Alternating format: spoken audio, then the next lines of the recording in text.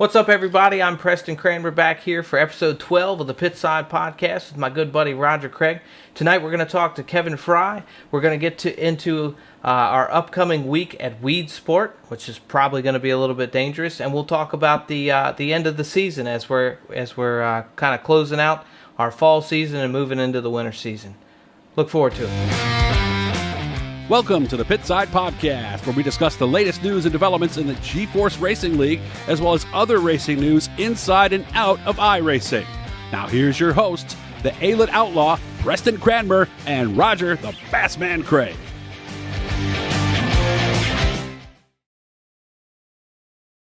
So we're ready to go here. So it's been a pretty chaotic week, I think, with stuff going on in the background and for sure. Prepping for next season, and just there's a lot going on. I think it's one of those things a lot of people don't see, but there's always a lot going on, but sometimes it seems like more than others. This week's been crazy, frustrating, and stuff that people don't know what's going on. But anyways, I think Roger still got a little case of the giggles because we just had about 5 outtakes that we did trying to lead into the show. So we'll post those at the end of the episode. It's been a week of outtakes. Maybe that's the theme of week 8 or 9, whatever this is. I went to race Elite last night, so our team's been trying to practice. We have a handful of guys that are running our midgets division. Terry's competing for the championship, which is exciting. But we try to practice for the track that week right at the 8 o'clock hour to prep for those of us that are in Elite. And so it was just me this week, but and then that way we have some extra practice when we do a second practice before the end of the week, getting prepped for Monday, which is the same track. So we're prepping for Weed Sport this week, and I'd run very few laps there, but enough to know the track. Not real excited about it, especially when I was the lone racer and worried about my setups because that's not my strong suit. So I had a little bit of an uh-oh. I sat down about 8:15. I was late to practice, which was just me. But I sat down to practice about 45 minutes before the race. I go to start my rig. Everything's doing fine. Put the headset on. Nothing. And so I was getting an error from the Steam VR that there was no... Because the Vive, it's not like the Oculus. Anybody running the Oculus knows you don't have to have the tracking station mounted somewhere. The Vive, you have to have a tracking station. And my tracking station was completely offline. It's got looks like 9 red lights and a green light on the top. And I looked up at it, nothing there. And I realized about 45 minutes before, I had gone up in the attic to get Christmas decorations down. And when I first set this up, I said, well, I do this fancy, and I ran power out of the attic down to the tracking station. It's in the corner of the room. So any VR game you can play in the entirety of this room, and I guess I had hit the surge protector. So, that's no big deal, right? You'll just go up in the attic and turn the surge protector back in, plug it back in, whatever happened, not a big deal. Well, the problem is it's 8:15, and Eli's gone to bed about 20 minutes before, and the pull down to the attic is in Eli's room. So I had to sneak in. He wasn't asleep yet. He was very curious. He had been up in the attic with me earlier. He likes doing that over at Dad's house too. So he for whatever reason, when we go up there, he calls it a castle, which we all thought was funny. So he just stood there in his crib and watched me go up in the attic. But Penny Lee was less than pleased that I was going in after 8 o'clock. So, anyway.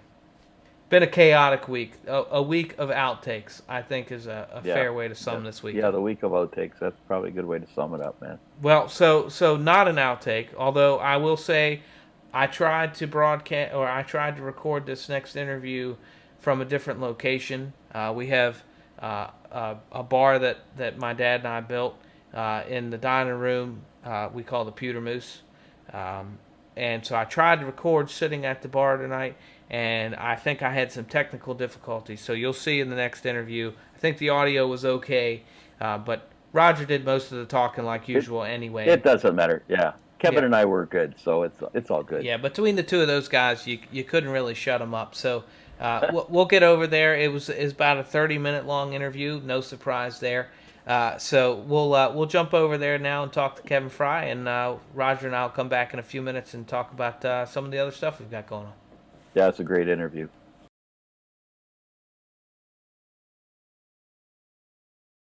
So we're here. I've been really excited about the chance here to talk to this guy, Kevin Fry. Welcome to the show. We're really glad you took the time in your busy schedule to sit down with us. Yeah, it's definitely hectic for sure. Running an auto parts store and doing all the scheduling for ASCS, my region deal. So it's definitely hectic. But hey, I wouldn't ask for anything else. So, I had this list on. I had a few things written down, and the last one has got to be the first one, and that was your racing rig. So, probably some people are probably sitting here looking at it like, this guy drives a real sprint car. But folks, this is his rig. Like, this is the best kick-ass rig I've ever seen. So, tell us a little bit about it. Well, a couple of buddies I put on Facebook. I said, hey, I'm looking for a sprint car chassis. I had several offers saying, hey, come get mine. But they were all like in Dallas area, which is about another hour and a half or so from me. And one of my buddies texted me and said, hey, I got an old sprint car chassis, but it's tweaked quite a bit. And I said, I really don't care. I'm fixing to chop it up anyway. So I'll come get it. And he let me have it, and painted it up and pretty much made it just like a real sprint car, torque tube in the middle of it, and steering box, gas, brake, pedal. Turn it around for us to show us the rest of the stuff here, because this is just unbelievable. And I've seen pictures of it on Facebook, but this is really awesome. That is nuts. How big a screen is that you got there? It's a 31-inch curved TV. Okay. And then my VR. Oh, okay. So you're in VR too. Yeah. Look at that, eh? Now, do you have a wing slider in there? Not as of yet. I'm working on one. Do you plan on putting the wing on top? No. I don't have enough room for that. The wife would actually kill me if I did that. That's just absolutely awesome. We share this room together because from 8 to 5, this is her office, and then when she has like conference calls and this and that, her coworkers say, "What the does she do them from the rig?" Yeah, they're like, "What the fuck is behind you?" Like, and she has to explain it. Like, what the heck is a sprint car? Because most of these people that she talks to, she's like, "What's a sprint car?" So they have to go and find the pictures of it and this and that. So it's definitely a piece to talk about for sure. You don't have a tail tank on that, do you? Yes, I do. Oh no. There he is. Okay. Sorry. No. Yeah, I got a tail tank on the back of it. It's fully like a full-fledged sprint car. It's just the only thing it doesn't have is the front steering box and the motor. Oh, I was just going to ask if it was a 305 or 360, but you just answered. It's a 410, sir. So, and that do you have numbers on the tank? I do not. I took them off, and I was going to put my own numbers on there. Haven't had time to do it yet. Gotcha. Yeah, we'll have to have another follow-up when you finish the car evidently, and you've got the levers. Yeah, because I still want to put some body panels on here to make it look better, look more sleek. Are you going to make it so you can hardly bloody well get in and out of it? I'm gonna. Well, no, because I'm not very skinny, so that's not gonna happen. I can't get in and out of my rig now. I can't imagine. I have to curl up like I'm in a fetal position, but to get in here because of the sensors and everything else in here. But it's pretty comfortable. I'm in here for at least, I don't know, a good 4 or 5 hours every night, pretty much. So me too. I race for about the first hour and then have to convince myself to get out for the next 3. Right. Well, my problem My problem is I look at you. It looks like when you're in, and you're not getting out. Where when you got plumbing, 70-year-old plumbing, you got to get out of that rig pretty quick. You got to get out pretty quick. Yeah, definitely. You're definitely not getting out fairly quickly, because if you're in a fire or whatever, then yeah, you're not getting out pretty quick unless it's to the top. So do you race much else other than sprint cars, or is that predominantly what you're running? No, that's pretty much what I dominantly run. Some of my teammates at BFS and the firm, they've trying to convince us to run a little bit better. I mean, a little bit more variety of cars and modifieds and late models, but we always try to keep up with the sprint cars. So with this. With our deal with Major's Garage, with the setups, we've pretty much dominantly going with sprint cars. So, yeah, that's awesome. Yeah, I just didn't know if you were going to be needing to add a late model in the room there, or what was going on. That was the talk, adding another one in here, but I don't have much room left. Yeah. That to me, that would be more of a convincing problem than a room problem. Because even if I had the room, there's no way I could get that past the boss. Right? Yeah. That's. See, every time I add something to the wall, I don't know if y'all can see this or not. Probably not. Let me flip it around. This is the newest addition to the Wall of Fame, which is my old paint scheme for my sprint car, but a guy made it for me. And it turned out pretty kick-ass. Yeah, that's awesome. The one thing I'm missing from the one thing I see missing is there's no A&J plaques or trophies up there. Yeah, that's the only thing that I'm missing, because I haven't done very well in my races, so I'm kind of sucking at that department there. That's wow! It's an absolutely incredible rig. So thanks for the tour of that, because I do I had it as the last item to talk about, but it wasn't going to last that long when we're looking at it all the time. So that is absolutely beautiful. That's a great job. How long did it take you to do that?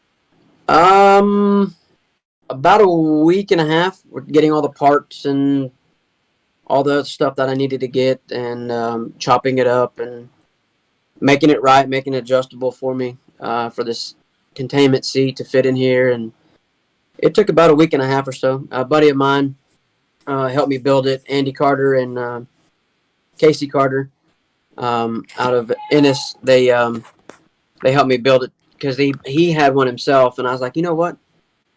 I want to build one just like yours because this will look badass. So, and we kind of built it the same way as his, but I had to do a little bit minor tweaks to mine because mine, I'm a little bit bigger than he is. So, how do you get the frame in the room? That was a chore. I had it all built, ready to go. All I had to do was put my computer stuff into it. When I got it here, the hardest thing was to get it through the front door. It was just barely narrow enough to get through the front door. Everything else, I got 2 French doors back here, so it fit perfect in here, but the front door was going to be the challenge. This is what I was going to try to figure out, but it barely fit, so it worked all good. Yeah. So I gather that if it didn't fit, you were still going to find a way to make it in there. Oh, yes, absolutely.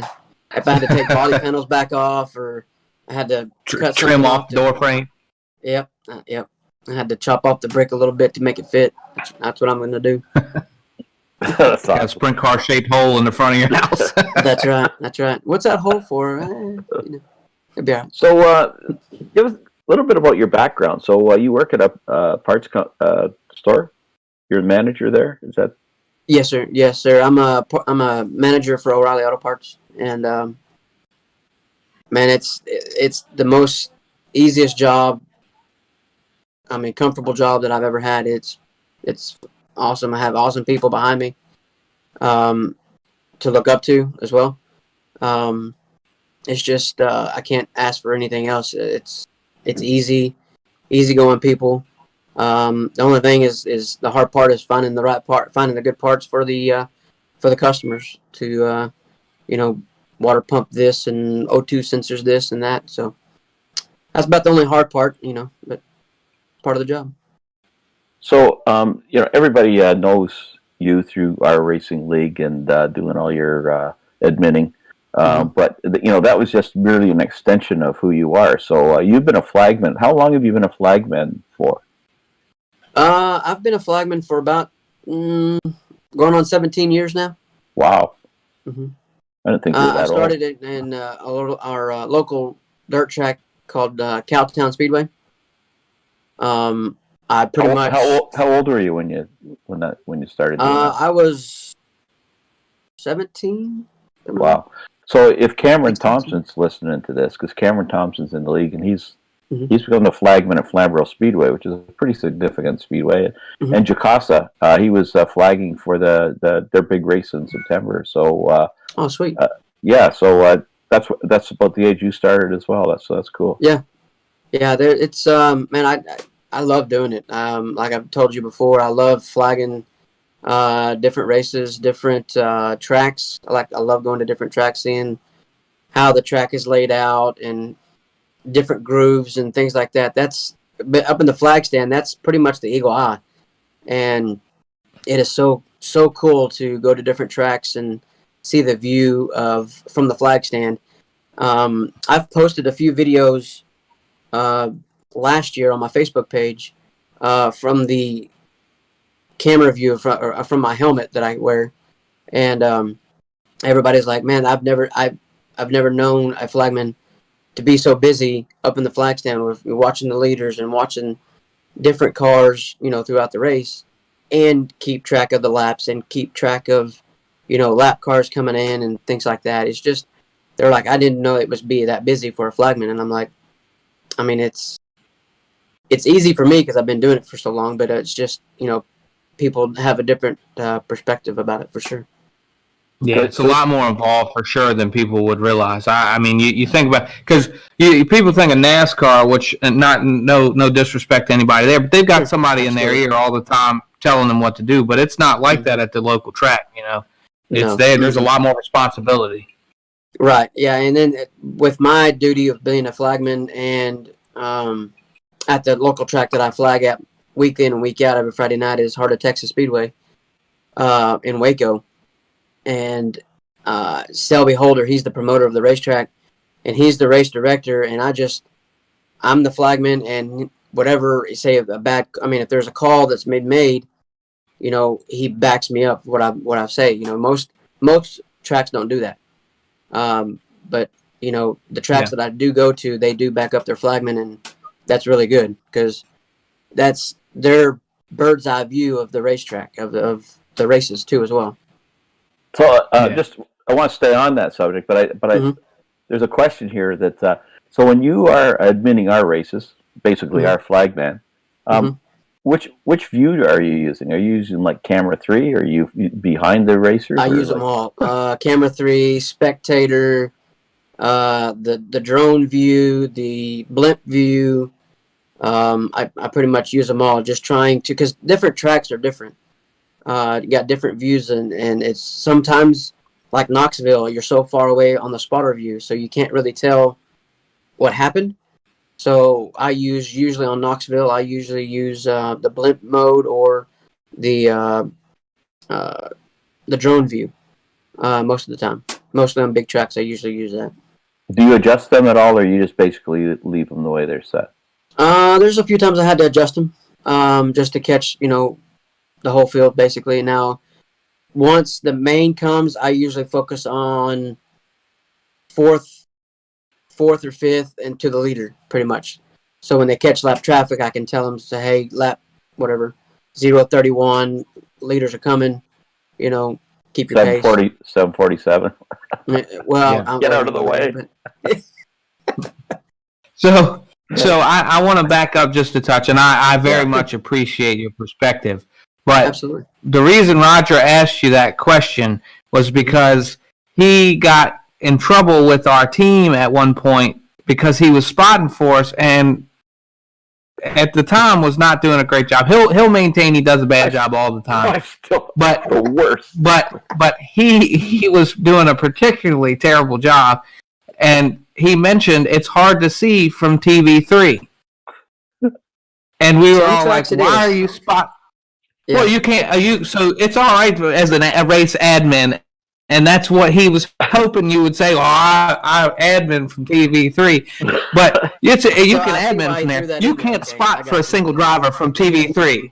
Use rear chase or far chase. It's and so he was hoping that you were going to bail him out, and you didn't. So I appreciate that. I wasn't. That's no, why I I threw wasn't. the TV3 in there. That's why. Okay, I got you, Roger. Okay.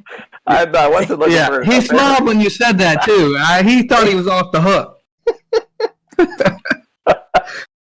I see how it is. Okay. The other thing when you're spotting, I found, even when you're admitting, I mean, both of those positions, is that you should hit the fast forward just to make sure that when you've got out of your car, and you're telling the guys to tighten up, and they're already heading to the turn one. They're already taking off. Yeah.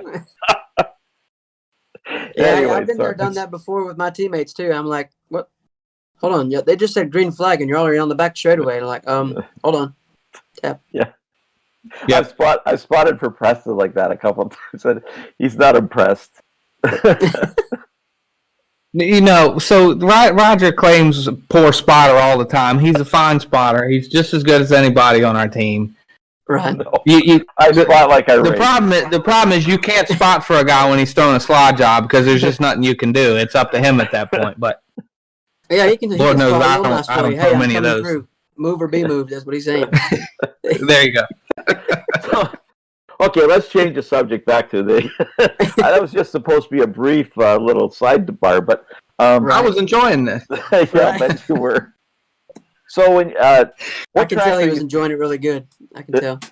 Yeah. What tracks are you flagging at these days? The one in Waco. Mostly is Waco on Friday nights. Saturday nights is pretty much my ASCS night. We usually travel to different tracks, but if I'm not doing that, then I'll be flagging at Big O in Ennis. That's where I usually flag at on Saturday nights if I'm not doing the ASCS thing. So the ASCS, how far will you go to flag for that? Well, I do my I'm the race director for the Lone Star region, and so I make try to schedule all the races around here in Texas, Oklahoma, and then the farthest I go is Louisiana. There's a dirt track out there called Dirt on the Rev, owned by Dylan Scott, country singer. Man, that place is just piece of artwork right there, fellas. If y'all have ever checked that out, y'all need to check it out. It's pretty kick-ass. That's awesome. Yeah, and I know I can't let this go without saying, the whole ASCS and my hero, I guess you could call him Dylan Westbrook. Dylan, I'm a big fan of, and I was talking to Dylan. Dylan's an awesome kid. He is, and I was talking to him just last weekend, and I was mentioning you coming up talking to him. I said, when you're down in Texas, you remember Kevin Fry? And yeah, I know Kevin, and he was talking about the first time you came up and said, you know Roger, and and I think he was trying to figure out how the hell is this. How the hell do you know Roger from all the way up there? Right. Yeah, so that's cool. That's awesome. Just when I went to his trailer that night, world story. I mean, we have some from this league. What's that? What'd you say? No, I go ahead. I might be lagging out. Oh, okay. The night that he came to Devil's Bowl to run, and he hit that white tire, and I told him that you need to stay off those white tires. He's like, "Yep, that's exactly what Roger would say." Yep. Yeah. He can wheel a sprint car, that's for sure, man. Absolutely. He was fast that night. It's just the track first night, Friday night was pretty much hammered down. I mean, on a half-mile track, on a hammered down track, you're not really gonna pass that many cars, being equal speed like that, and you're just gonna hope to somebody else in front of you screws up or misses their marks or something. About the only way you're gonna get around him. But Saturday night, he was doing good. And I think he finished fifth or sixth that night. So he did pretty good. Yeah, and Rookie of the Year for the ASCS. Yes, tour, he did get Rookie of the Year. And I was super proud of him. Yeah, and he won. I think he won a couple of features. The one, I'm not sure if they were ASCS races, but he won somewhere on Canada Day, which is cool. The first Canadian ever to win a feature at I can't remember the track. Yeah, so that was kind of cool. Anyways, Yeah. Get back to this stuff. So, when did you get into iRacing? Like, how long have you been doing the iRacing? This would be my second year. Yeah, the second year. 2 years now. Really? Mm-hmm. I thought you'd been around a lot longer than that. I've had it for a long time. I haven't been this serious into it. Funny thing is the main thing that I really got it for was to paint different race cars. My stepbrother Will, he was into R Factor a lot, and I was like, dude, that's pretty kick ass. I'm gonna try that. So I got R Factor, and he was like, hey, nobody's doing R Factor anymore. We're gonna do iRacing, and I'm like, okay, cool. I'll go dip into that for a while. So I've had it for a while. I've just never really been into it racing wise up until about 2 years ago. Which would have been about the time Dirt came out, right? Pretty much, yeah. Once they introduced Dirt to iRacing, that's pretty much when I jumped back into it. Yeah. Yeah, I think you joined our league. I don't know if you were in the summer of the first season, but maybe the fall. Whenever Braden won the first championship, that's when I came in. Okay, so that would be the fall. The fall one. Mm-hmm. Yeah. Yep. Yeah. One of the veterans of the league. Yeah. Yeah, me and Braden were we've been fighting for position for a long time, so he's a good kid and he's fast for sure. Yeah, he's definitely fast, so. Yeah. So I'm gonna go ahead because we're on the topic now. I'm gonna go ahead and ask, even if we're not quite done, because I asked every one of our drivers that come on, and just really to stir up things, because the shorty will tell you that's what I do. But right, who would you say is your biggest rival, like within our league? Well, I think Roger already knows this answer. Do you know who it is? No, I'm thinking. I'm as soon as Way you to turn that around, Roger. No, I know. As soon as he says it, I'll probably know. But drives a 47 car. Oh, Garrett. Yeah. My first thing was Dylan Westbrook, but of course. No. Yeah, Garrett. Yeah, me and him, we used to be teammates back in the day, and just kind of fell apart and went our separate ways. And I don't know. I think our driving ability and we're so aggressive where we come from, and we don't want to give each other inches or centimeters or millimeters. And things happen. I respect Garrett. I hope he has the same respect as me. But we're out there to put on a show, and we're out there to get win. points. So yeah, that's right. So that was the most pointed answer I've gotten so far. So I want to tell you, thank you.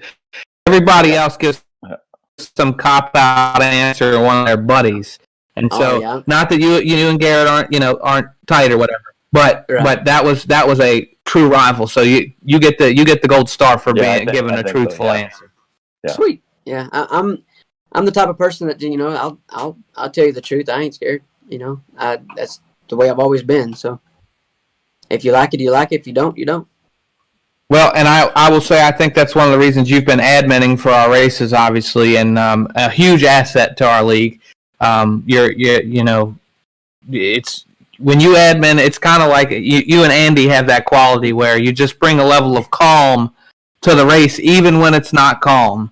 Right. And so I think that attitude, and I think Andy would say he has the same attitude, and I think that's probably why. Yeah, and I that's what when I do the adminning for the G-Force, and when I do adminning for my ASCS thing, is I want everybody to have fun. Go out there, put on a good show for the fans, have fun, come back safe. That's all I ask for. Anything between that, that's your driving ability, and that's y'all's money that y'all want to mess up. So that's y'all's deal. That's right. But I just want to keep everything happy, fun, friendly. Let's put on a good show. No, it's a good show. It's an entertaining show, and first couple times I was in one of your races, and and you're talking about, all the fans, we got a full crowd, they're all watching and, put on a good race for them. Still haven't sat down. It sounds, it's the whole virtual thing, but you know what, but it gives you that feeling that, I'm in something special here tonight. And, and it is. A lot of people say, like, why are you so happy? Why are you so, you sound like you're always chipper to do this. And I'm like, cause man, that's what I love doing. I love making people happy. I like coming in there and making everything chill, making everything relax, Yeah, nothing chills out better, I think, than when some guy's got a big lead and you're threatening to throw him in a tech after the race. Yeah, I've threatened a few of them when they had a big lead or something in the heat races or feature. I'm like, all right, 47, I needed you to go to the tech lab. Let's go. I need to check your motor. Yeah, that's all. Keeps it interesting for sure. It does. By you and Andy are, at the cream of a crop, and I think you're the bar that everybody wants to aspire to get to. So you do a phenomenal job there. Thank you. And it's a big part of the league, and it's and I know even in recruiting, and because that spills over. But I know like Bill and Gary, when they're doing the recruiting stuff, and they pick up on that stuff, and they've had comments about guys coming in the league about they feel like they're part of something special because it's just not cars driving around. Somebody's talking to them, paying attention, and so no, you've been a super positive effect on the league, and appreciate everything you do for us.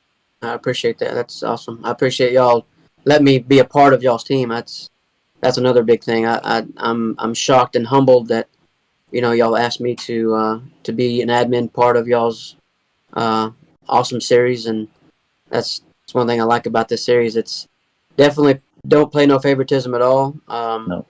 I mean, our admins, even all of our admins, have been in trouble. I say trouble, we're not really in trouble, but getting our penalties like we're served up like we're supposed to. Yep. And that's what I like about our league is everybody. It don't matter who you are, you're getting a penalty. So, I like it. And I was thinking about it today. I was out driving, picking up cars again, and so I have all this spare time thinking about stuff, and I was thinking about all our admins, all the review people, and that they're all good people. Like they're all good, quality, decent people, and that comes back, in the fairness and that when you get a penalty, it's been reviewed and reviewed independently and fairly. So we've got quality people all through the organization, and it's funny that you say that because when I got an EOL for I guess 2 weeks ago or whatever it was, last week or whatever, Sean, my teammate, he was like, "What'd you get an EOL for?" And I'm like, "I have no idea. I really don't know." But hey, the committee looked at it, felt like I needed a penalty, so I got a penalty. It is what it is. And when you said I don't know, is it because I don't know which one of the things that I flagrantly did that I got penalized and caught for, or exactly. Yeah, I threw that nasty right rear. I didn't even know I hit anybody. I just thought I hit the wall. Probably somebody. It was probably Preston. Whatever. Yeah. No, you're usually 5 or 6 spots in front of me, so I don't think it was me. Yeah, I don't know. It's just, I mean, that's what I told him. I said, man, if I get a penalty, hey, I'm sure I'll deserve it because I probably did something wrong. Yep. Sometimes I don't see, because I don't run mirrors or nothing in my car. All I hear is what is in my VR. So, I mean, I can hear cars on the outside of me or the inside of me, but that's all I got. I don't know exactly where they are other than the spotter telling me, hey, outside or inside or whatever. But that's all I got. Just like a real sprint car. So, but I run a mirror, but it doesn't help me. But it's still. I always know I've done something wrong when my spotter goes. You can hear the deep breath. And I think I just took somebody out with my right rear. I'm not sure. Yeah. Do you mean your actual your spotter on iRacing, or do you mean somebody on our team? No, the iRacing spotter doesn't take a deep breath, but Okay. I was wondering. I was like, I need this spotter pack. Well, if you have a spotter like mine cusses at me for doing some stupid shit. So. Well, we cuss at Roger too. We cuss at Roger too. Yeah, they do. He's like, "You dumb shit, what are you doing?" I'm like, "I don't know. You told me to go out the outside, so whatever." Coach Landis usually starts just laughing, and I'm thinking, and then I can hear this group, just taking a deep breath, and I'm thinking, okay, I guess I'm getting reviewed this week. Oh yeah. Well, we all use push to talk too, so we all hold the button in order to take the deep breath to make sure he hears us. Right. Exactly. Make sure you get the full effect. Yeah. Yeah. So hey, you said you're on a team. Did any of your teammates in the league, or was their I rating too high, or are they running gauntlet or anything? Or Sean is in there. He's my teammate from BFS. Sean Bowers. Oh yeah, Sean's been around forever. Yep, he's been in there for a long time. The rest of my teammates, they've been running the gauntlet, or they've been running the. Some of the guys that are on my team are from Australia, so when we do the actual G-Force Monday night, Tuesday night, they're kind of at work at that point. So it makes it hard for them to do that, but they are running the gauntlet. They are running the recruitment races as well. But they ran the charity races too, didn't they? Yes, sir. Guys. Mm-hmm. Yeah. And what are what are their names? Josh Van Manen Sparky. Oh, okay. He's the what do you even call him? The head guy, I guess, of our team. Okay. You would put me on the spot now, wouldn't you? Craig Silby. Craig. Yeah. Mm-hmm. Good guys, good runners. Yeah. Yep. Leon Carver. He's been on there for a while, a little bit too. Ryan Fruget. Now, are they all 2 races? I think. What's that? Are they all Australian? There's 3 of them that's Australian. Okay, so Craig, Leon, and Sam. Okay, so a question then is: do you run any Australian races? I do not. I don't stay up that late. Oh, okay. No, I know it's a really crazy time thing, but I think most of their league races, would be by like 3 or 4 o'clock in the morning for me, and I'm pretty much deuces. I'm out. Yeah, I hear you. Preston and I are usually hanging out about 2 or 3 in the morning. No. Yeah. Yes. So Roger might get up that early to pee, but no, I've sent you messages, and you have replied at 1:30 to. Well, that's because you woke me up. I asked if I woke you up, and you said no, don't worry about it. Well, I don't want to make you feel bad. Oh, now I'm feeling bad. Don't bring Kevin in. We're interviewing Kevin now. Don't. Let's not get into this. I'm sending Kevin a message at 1:30 this morning. Yeah. And I answered it too. You'll probably be sleeping in your sprint car. I was probably nodding off in my sprint car. Yeah. Can't get out. I was probably painting. Probably. Do you paint when you're in your sprint car? Yeah, I do everything in here.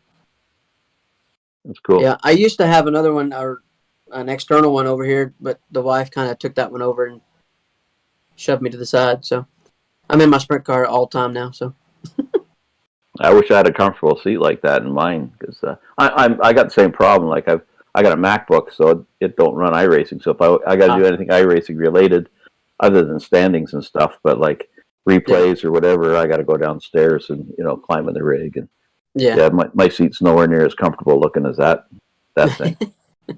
I do have to get out every once in a while because I start getting cramped up and just being confined in my space here. It does get cramped up in here for a little bit, but like I say, for the most part, it's pretty comfortable. Yeah, I find I don't get cramped up other than my kidneys. So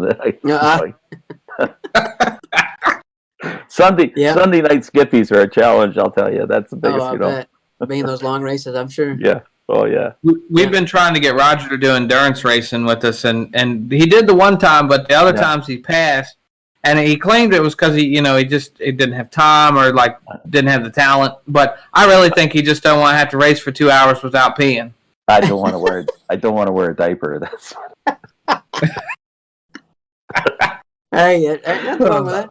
Yeah, maybe we're done now. I don't know, because we're starting to get into some. We've gone off the rails a little bit, so maybe we should thank Kevin. we'll thank Kevin, because Kevin, I said it earlier, but you are an absolute asset to the league. You know, we kind of coach our admins to admin like you. So and you know, you and Andy, awesome. And we've got a couple other guys that are real poignant about doing it the right way. And we appreciate you. You know, it wouldn't be the same without you. And it adds to the realism too. We were talking about that, where we've run some races where there was no admin, and it's still fun. But when you've got an admin telling you, you know, you got 8 laps here, top 4, it just adds to that like intensity going right into the race, and it's pretty cool. We appreciate everything you do for us. Oh yeah, it's fun, man. I like I said, I if I didn't like it, I wouldn't offer myself to do it. So that's what I love about doing adminning races for y'all. I admin races for our team as well sometimes, and I love doing it. If anybody wants to see a real good time, we're talking about sometimes there's no admins. Come out in the afternoon, the matinee races. We've had in the same race, we've had Andy Patton, Jeff Barker, and Kevin Fry, and poor Gary. Gary's the guy. He's kind of assigned as the admin for that race, but he's got all these guys talking over him because they just can't help themselves but help admin. So you got Kevin in there, you got Andy doing whatever, and it's awesome. It is really, really awesome. So when Barker was doing it a while ago in the late model race that I was in, he was in the 3rd heat race or something, and I said, "Hey, you want me to take over?" And he was like, "Yeah, sure, why not? I'm driving." I said, "Okay." You know, and I started admin, and then I was fixing to start doing it in the BMA, and then I realized he was in there too, and I'm like, he's got it. He's good enough.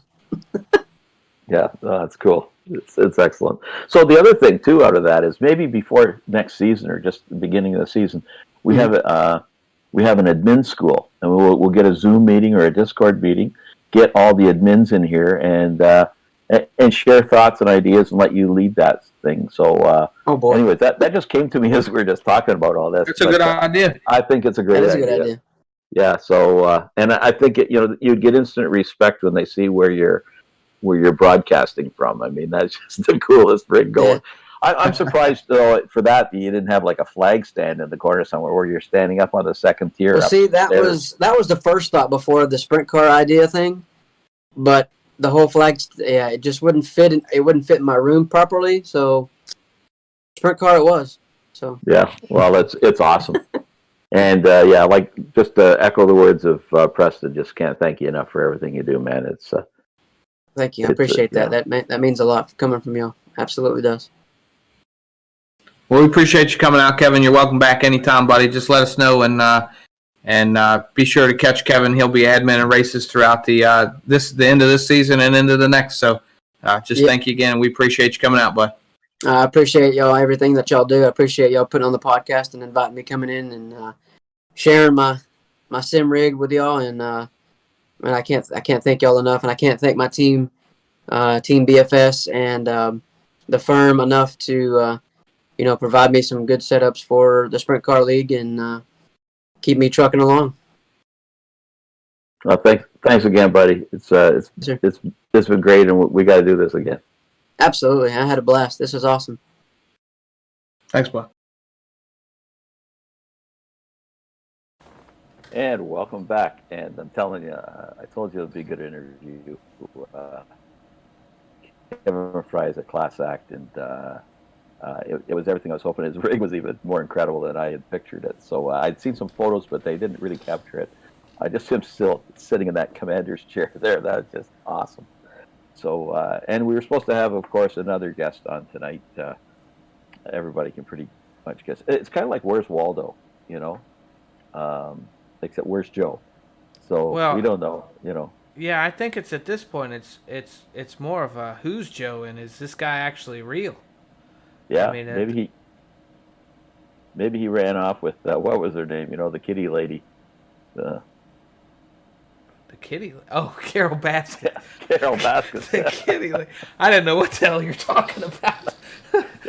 Yeah, maybe so. Old Joe Exotic. Yeah. Yeah, Joe Exotic.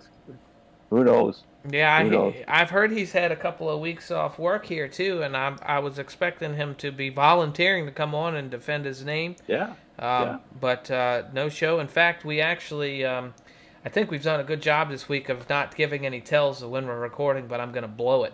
So we tried to record this Wednesday night, and Roger and I were both like just up to our ears and other stuff going on. But we had Joe pretty much locked in to come and do an interview, and then just where's Joe?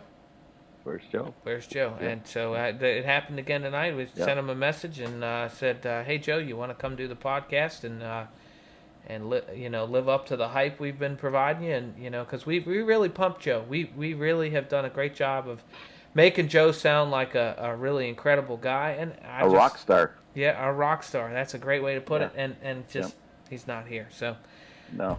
I don't know. This is our weekly "Where's Joe" segment. Yeah. Yeah, we're going to need a graphic. I'll flash across the screen right here. Yeah. So we'll have to get somebody on. We'll get the graphics team on that when I can get in hold of them. Yeah. So you were telling a story just a bit earlier about weed sport. So the Gauntlet and the Elite division, they're always a week ahead of us. They were at weed sport. So what are all the warnings? Because I only when I first got when it was first came out at the beginning of the season, I downloaded it. I could get on the track, but I couldn't get straightened out. It was kind of like Lernerville hitting the guardrail, and that's my experience at weed sport. I haven't got to drive around the track yet. So tell us, how was it? Yeah, well, and that is the truth. It is hard to get on the track, but it's not as hard as you think. So one thing you'll learn is, and you can really see it when the track wears in. And now I'm not. Let me preface this with saying I am not giving anybody permission to just go full bore onto the track, like nobody's coming.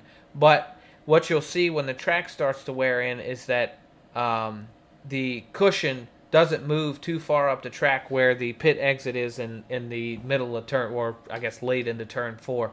So you've got a little bit extra room there to get straightened out and kind of stay high on the track. Or realistically, it seems like what's the best thing to do is make sure there's a gap and shoot low, because everybody comes, even if you're running the low line, typically you're coming out of turn 4 kind of high. So if you can find a gap and shoot low, and so you get down low on the front stretch, you're going to be pretty safe.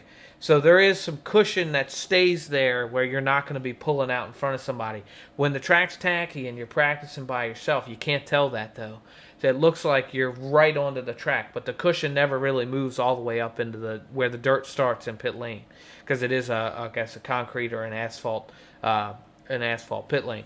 So that's not too bad, and I think I said this before in here, and I'm definitely stealing somebody's joke. It wasn't me that originally said this, but going into turn 1, it's like taking a left turn down an alley. The track tightens, and it feels, and it's not, but it sure feels like a 90-degree corner. So I definitely had some.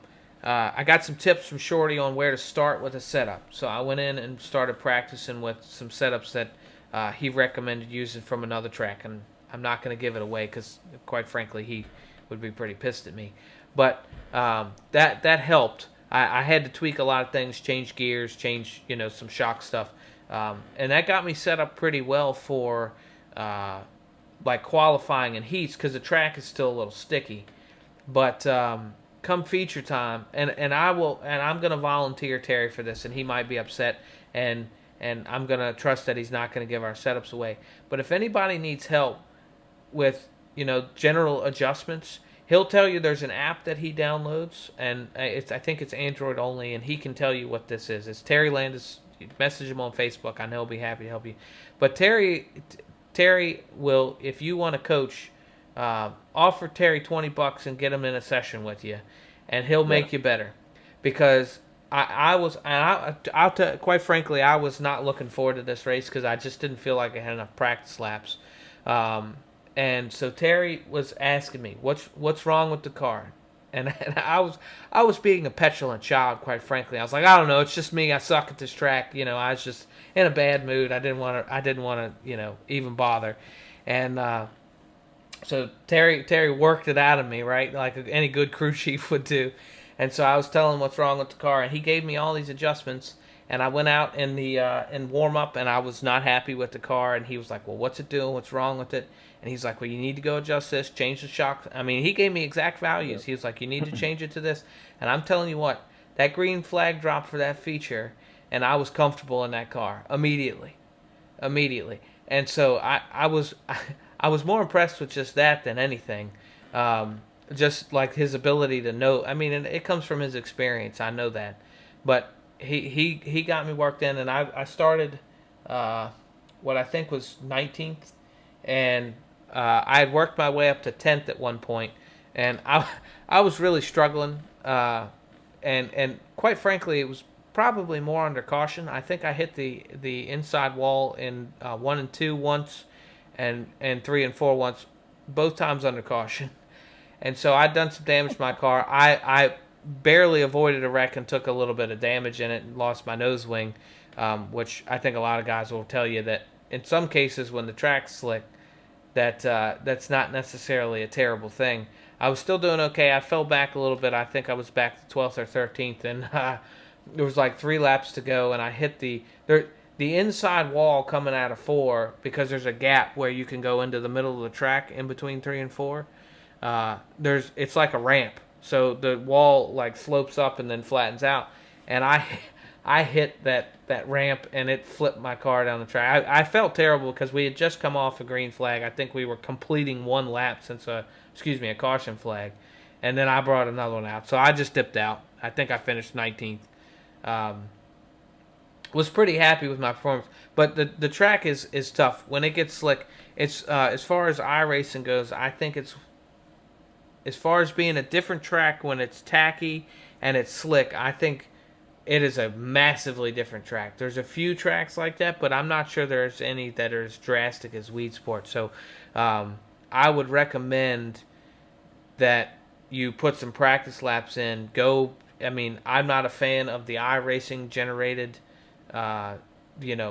worn tracks. Track wear, yeah. But it's not a bad idea to go take 100, 150 laps on a completely slicked off track and get a setup going, because now Elite is a little bit different because we do carry over all the way through the night, but still at the end of your Raiders, Rebels, Renegades race on Monday, it's gonna be slick, and that track it's evil when it's slick.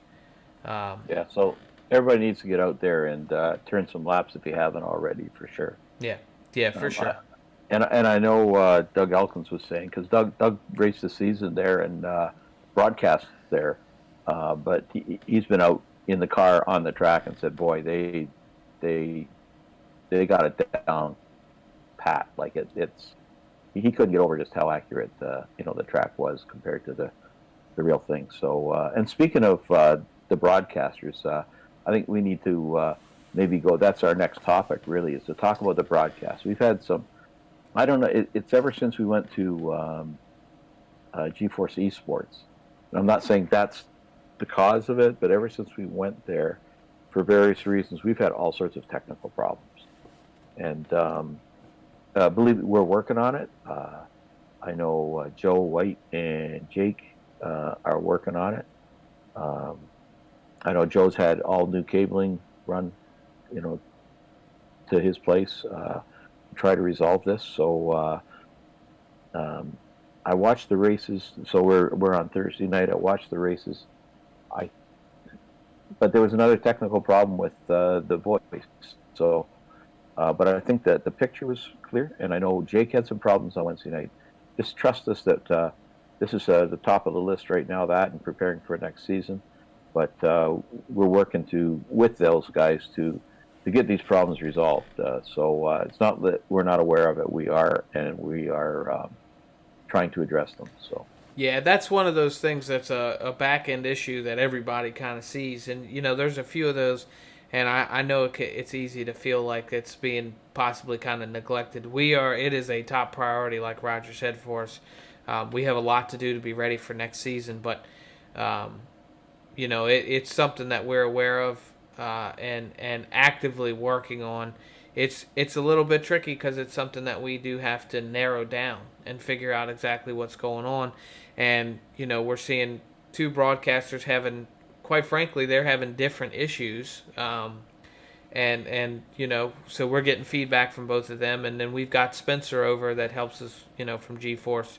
Yeah. And all of those guys are great teammates to us as far as our league goes. It's just a matter of working together to figure out what's going on. Yeah. So And it's probably a good time to call out for Spencer Mullen, because Spencer is just absolutely incredible.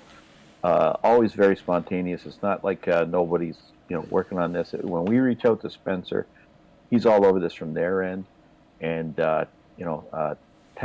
from a technical perspective, the guy is like, well, they all are, and they can talk that language. So that I don't know what's going on. Preston has probably a better idea, but no, they all get it. They can all talk and understand each other, and they just trust us that it's being worked on, and just please be patient, and we'll get there.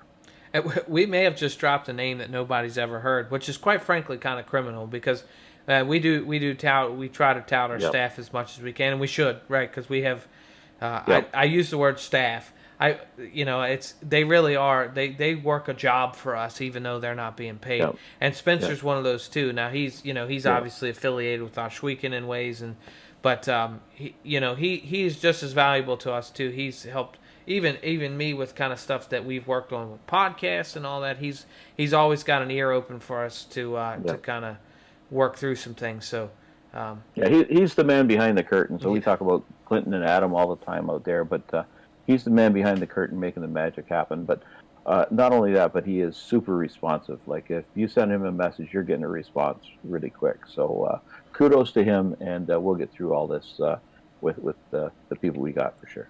Yep. So, in talking about prepping for next season, I know ILs are high on the list here. We've got some that are getting up there, and so I'm gonna again. I like to do this. I think, even though I'm gonna probably tell you I don't, but I don't know exactly. And the questions come up from a couple of people. How many weeks do we have left in the season at this point? You're gonna ask that, aren't you? And I think it's 3. Put it this way: December 7th, I think, is start of week 13. So that's wherever it is till then. So I meant to check that tonight. I think there's 3 weeks left, but 3 or 2 weeks. But it's getting tight, guys. And I get up on the soapbox, this time of year every year, because I don't want anybody having regrets. We've the IL thing has worked out phenomenal. Our Renegades are down to .20, and if you look at the standings, and again, GForceRL.com, go to the standings, you'll find what your IL is for that division. If you click on your name, you'll see what your overall IL is for the whole league, and all the races you've run, etc. So, and most of the guys are under. But there's a lot of guys, significant guys, that are not, and you will go down. And I'll admit, like we lost a few guys last year that went from Rebels down to Raiders, and I don't know if it was their Eagles or whatever, but they left. And part of me, I don't want to see anybody leave. They're good guys, but there's another part of me saying, well, you know what? If their ILs are up there, then that's not the guys we want in the league. So I don't want to see anybody go. I want to see people get those ILs down. It makes for great racing. It's just, if there's a wreck in front of you, slow down. Don't be afraid to use your brake. I know myself, and I've been caught. I'm trying to remember what division it is. I think it's in the gauntlet. I've got a high IL. I got to get it down. And it's just that awareness and, backing off the odd time and not being quite as aggressive. And sometimes it's, go slow to go fast. So anyways, just to be aware of that. And one of the questions came up about IL and the feature and stuff. The IL now with IRLM, Preston's app, that all racing apps or racing laps are counted. So heats, consies, feature. All those laps and incidents are accumulated in that. So it's right across the board. So just not what you got in the feature. So race clean all as often as you can. And I know it's not always your fault. If a guy bangs you from behind, you're getting 2 incident points. It's not your fault. But believe me, trust me, it works out in the wash. A lot of the time you can almost point to which guys are going to have a high IL because you can tell by the way they drive. Yeah. So it's just be aware of it, and we've had it before where it kind of sucks, but some guys will ask for an EOL near the end of the season so they can run at the back and keep their nose clean. So we just want to see that IL down. It shows that people are conscious of driving safely, and they're aware of what's going on around. Yeah. So. Well, and I want to reiterate what you said about it being great racing. I think anybody that's been around our league for a decent period of time has seen the evolution of Renegades. Now, it's always been good racing, but it is so much better now. Now, we have nights where we'll have a few more cautions than we'd like to see, but that happens anyway. That happens in real life. But the quality of racing has drastically improved season after season, and I attribute it specifically to this process we have in place, and that I mean that as no offense to anybody that's ever moved down, because we've seen a lot of those guys come right back up the following season. But it really is. It was a plan that it was originally just Roger and I started, and then we had the review committee came together, and now we have a big group of guys that work on that. But that can be directly attributed to the quality of our league, and so I know individually it's not fun to get knocked down, but trust us when we say we've been in that position too. I've been in spots where I had to get my IL down in the last couple of races, and it's worth it. And that what you're saying, Roger, about if there's a wreck in front of you slowing down, that has been on the review committee's forefront for the last couple of weeks, because we did notice, particularly in the big bodies a little bit more, but really across the league, that we may not have been paying enough attention to guys that would drive through a wreck, because there are occasions when that will work out to your benefit, but sometimes it does not as well, and it causes things to be far worse. And that's not okay, right? That's not an acceptable thing to do. So you got to slow down if there's a wreck in front of you. Try to avoid it. Things happen. But so the review committee is paying more attention to that. I don't know if people may have seen that there's been a couple of penalties over the past week for guys, just pile driving a crash as it happened. And so you are required to do that. But it benefits you as well, right? So if you think about it, if you crash into there's a couple of cars that get collected and you crash into them, you're probably getting a 4X. Well, that's the same thing as losing 2 spots right there. So if you just slow down, let's say the guy that's behind you benefits by you slowing down for that wreck and gets past you. Well, if you're avoiding that 2X, you're still getting those points. You're not losing those points when he passes you by crashing into him. So like you're saying, it absolutely comes out in the wash. So yeah, maybe it's not as fun to finish 12th instead of 10th or whatever it might happen, but if you drive a clean race, if you can get 0 incidents, you're going to get a leg up because you get the bonus points. So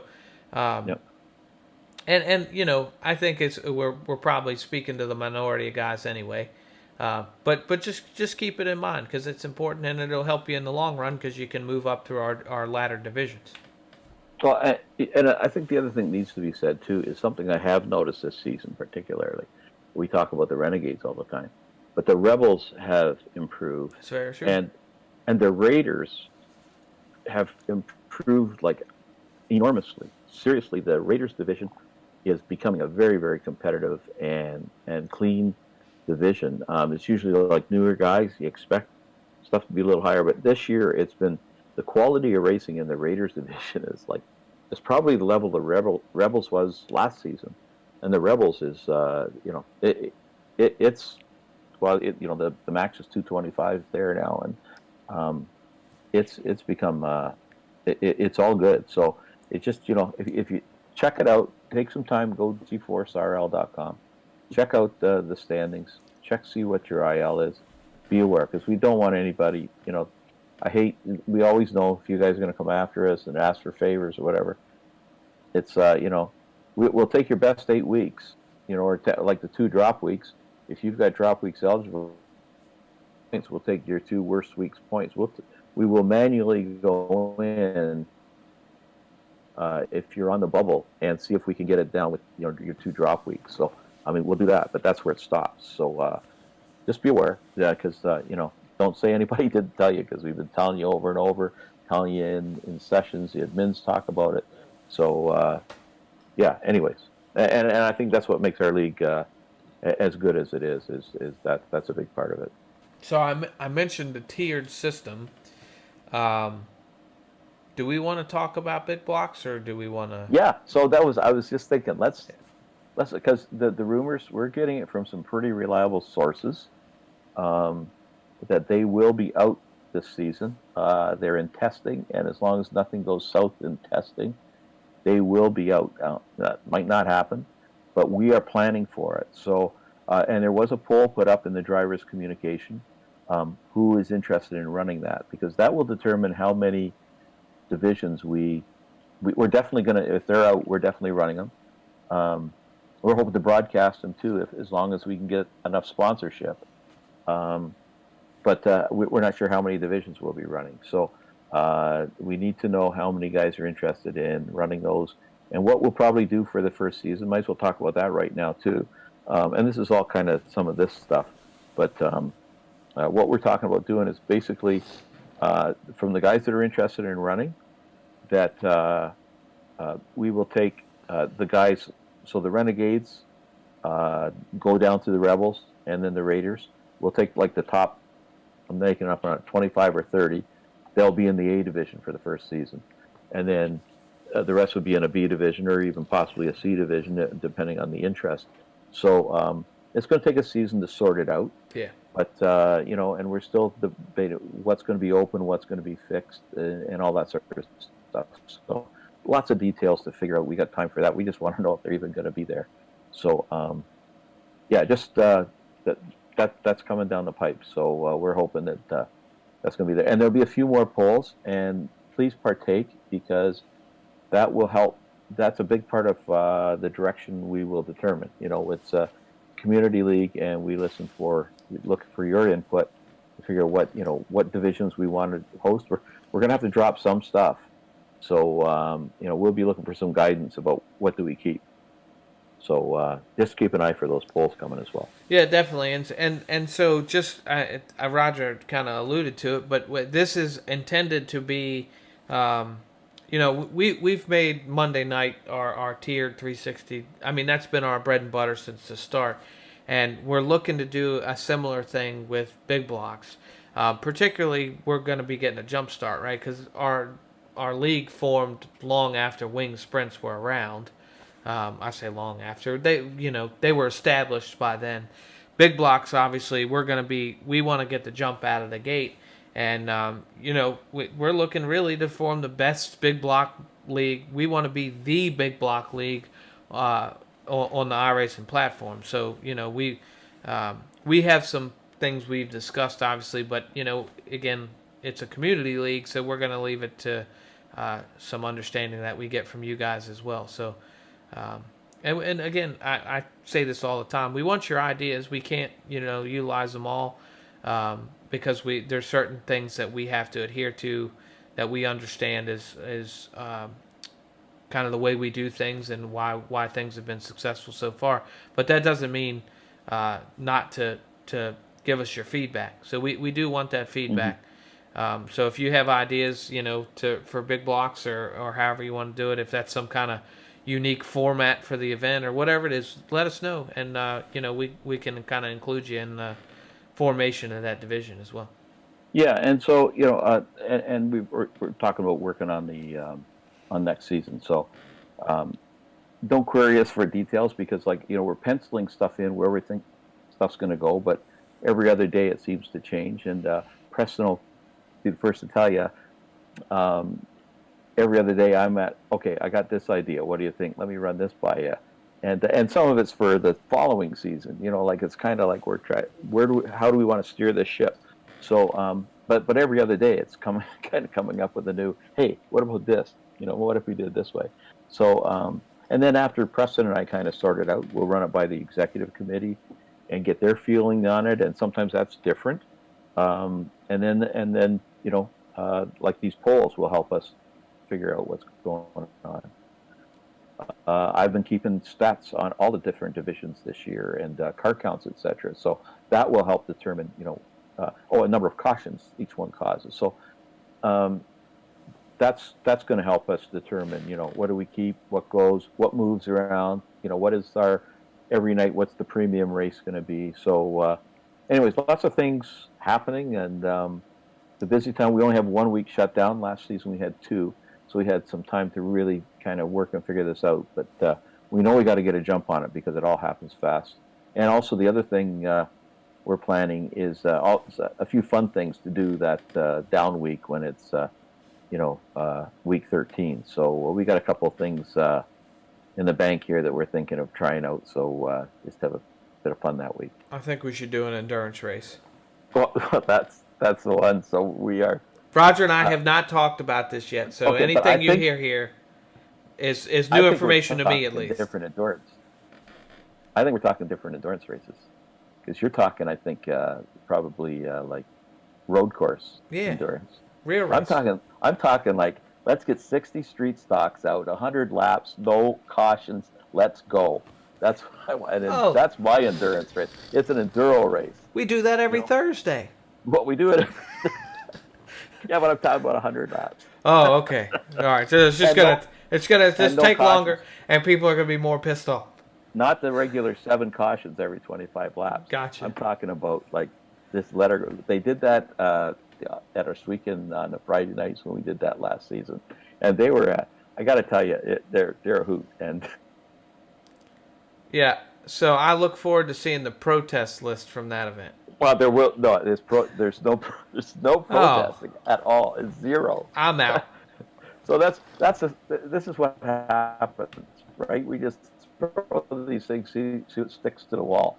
So, anyways, and if you got some wild ideas for week 13, throw them at us. We'd like to hear from you.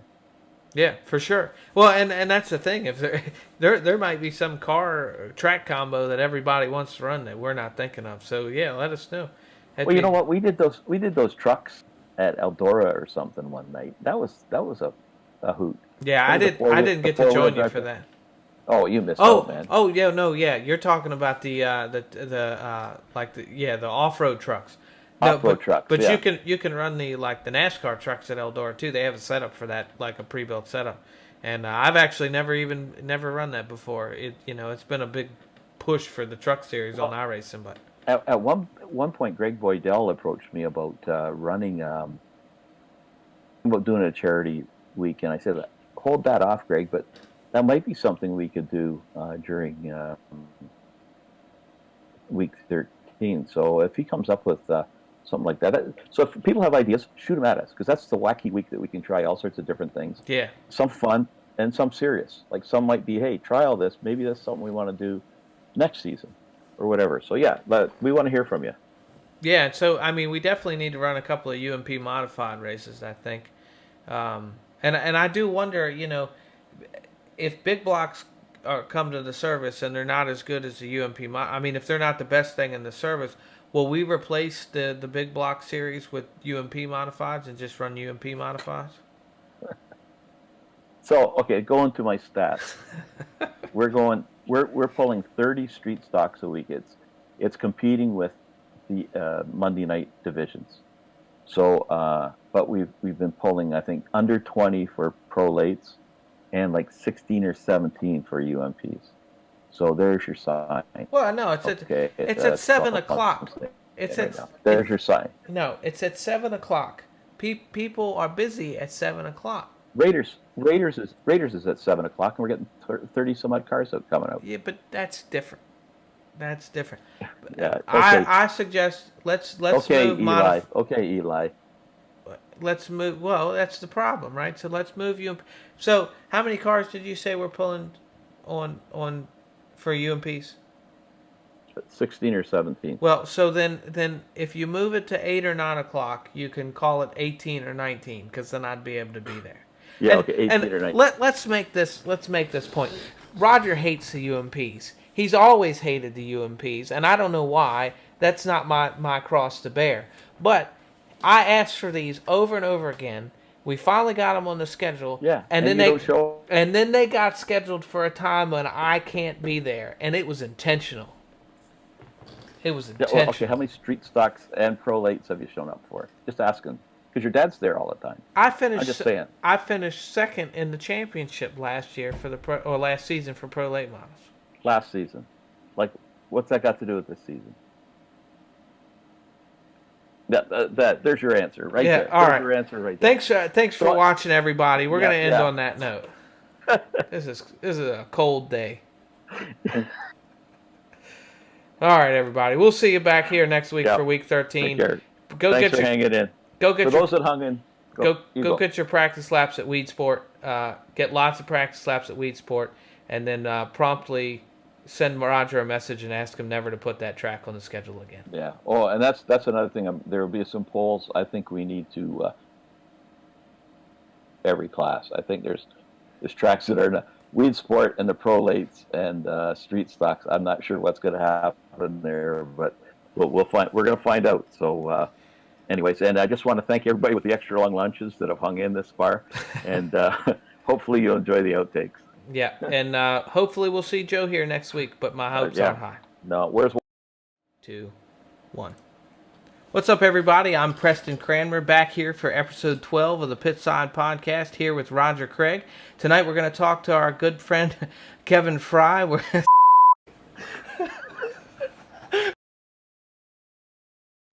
One.